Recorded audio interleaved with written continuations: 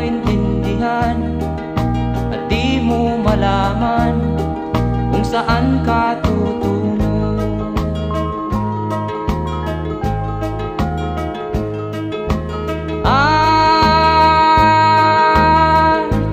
Kung nakamit mo na ang pangarap,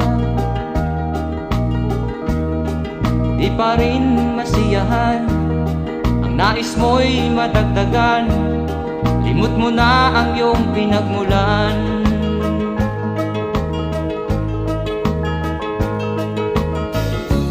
Bakit nga ba ganito? Ang tao'y walang kasiyahan.